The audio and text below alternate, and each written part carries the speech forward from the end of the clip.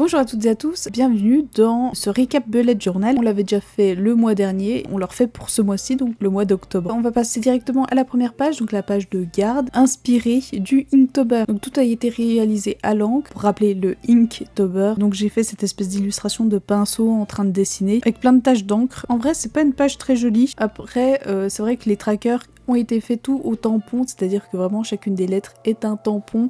C'était assez marrant à faire. À refaire en vrai. Du coup on rentre dans les pages de semaine. Première page très colorée, très mignonne, avec plein de chats partout.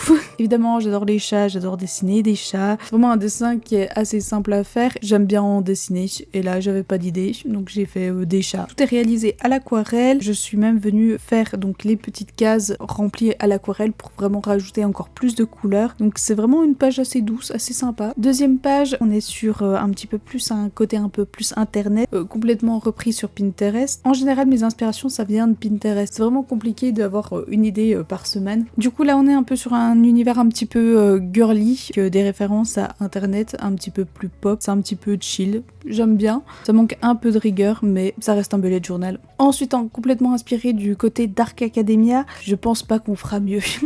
En tout cas, clairement, depuis le début que je fais ça, c'est la meilleure page. Donc là, je suis vraiment venue chercher du papier de différentes couleurs, donc du papier noir, du papier craft et des petites images que j'avais. C'est une double page qui est très jolie. La prochaine, ambiance forêt, automne, avec ses champignons, grenouilles. Une page assez simple finalement. Je suis pas venue écrire les dates à l'encre noire comme je fais d'habitude, j'ai pris du marron et c'est vrai que c'est beaucoup plus doux. Encore une fois à l'aquarelle et on peut voir plein de petits défauts dans l'aquarelle mais moi c'est vraiment le truc qui me plaît le plus. Nous sommes déjà à la dernière page donc évidemment la page de la semaine d'Halloween. Donc je suis vraiment partie dans le spooky et donc c'est-à-dire Halloween mais très mignon. Pour une fois j'ai pas fait de l'aquarelle, j'ai sorti des feutres à alcool et je suis aussi venue mettre du masking tape tout autour pour un peu encadrer la page et c'est vrai que ça rend plutôt pas mal. Bon et bien c'est tout pour le mois d'octobre, on se retrouve pour le mois de novembre.